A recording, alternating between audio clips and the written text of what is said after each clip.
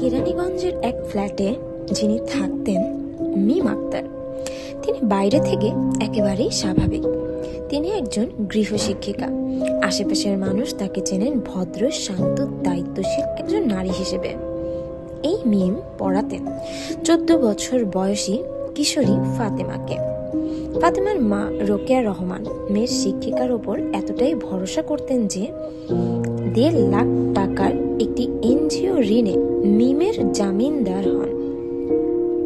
এখানেই শুরু হলো বিপদ। টাকার চাপ, ইগোর আঘাত, দানবের জাগরণ। সময় গড়ায়, মিম কিস্তি দিতে ব্যর্থ হন। এনজিওর চাপ বাড়তে থাকে। রোকেয়ার কাছে বারবার ফোন, কথা শোনানো, সব মিলিয়ে পরিস্থিতি তিক্ত হয়ে ওঠে।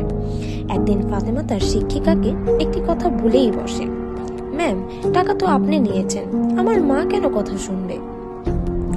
এই কথাটা সত্য, কিন্তু মিমের জন্য ছিল অসম্মান আর অপমানের চূড়ান্ত আঘাত।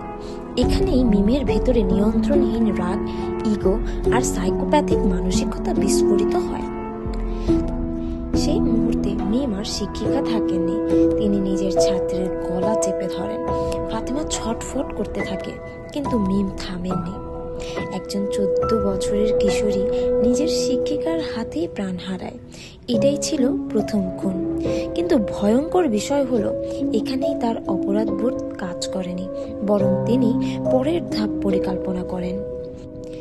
মিম ফোন করেন রোকেয়াকে, আপনার মেয়ে অসুস্থ, দ্রুত চলে আসুন। একজন মা ভয়, উৎকণ্ঠা, কান্না নিয়ে ছুটে আসেন। ঘরে ঢোকার পরে মিম ও তার ছোট বোন পেছন থেকে ওড়না পেঁচিয়ে ধরেন। মুহূর্তের মধ্যেই একজন মায়ের নিঃশ্বাস চিরতরে থেমে যায়। দুজন মানুষ, মা ও মেয়ে, একই ঘরে, একই হাতে খুন।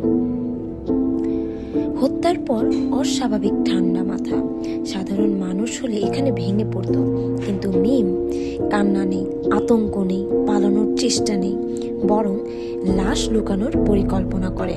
ফাতেমার দেহকে খাটের নিচে এবং রোকেয়ার দেহকে বাথরুমের ফলস ছাদে রেখে দেয়। এটাই পুরো ঘটনার সবচেয়ে ভয়ঙ্কর দিক। পরবর্তী 21 দিনের মিম ওই ঘরেই থাকেন, রান্না করেন, খাওয়া দাওয়া করেন, লাশের ওপর পাটা খাতেই ঘুমান। লাশের গন্ধ ঢাকতে ব্যবহার করেন কড়া পারফিউম, আগরবাতি। পাশের কেউ কিছুই বুঝতে পারেনি। 21 দিন পর প্রকৃতির নিয়ম মানে না কেউ। পারফিউমের দেয়াল ভেঙে বাইরে বেরিয়ে আসে। পুলিশ আসে, দরজা খোলে। ভেতরে তারা দেখে একজন নির্বিকার নারী। চোখে ভয় নেই, অনুশোচনা নেই, শুধু ধরা পড়ার বিরক্তি। লাশ উদ্ধার হয়, সত্য বেরিয়ে আসে। এই ঘটনাটি আসলে আমাদের কি শেখায়?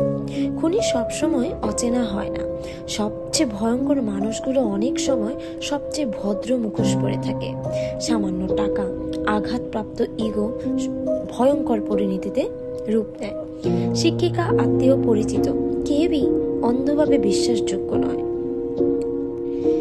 এটি কোনো গল্প নয়, এটি কোনো সিনেমার দৃশ্য নয়, এটি ঢাকার এক ফ্ল্যাটে ঘটে যাওয়া বাস্তব নরক, যেখানে এক শিক্ষিকা হয়ে উঠেছিল ঘাতক, এক ঘর হয়ে উঠেছিল কবর, আর 21 দিন ধরে মৃত্যু ছিল নীরব প্রতিবেশী।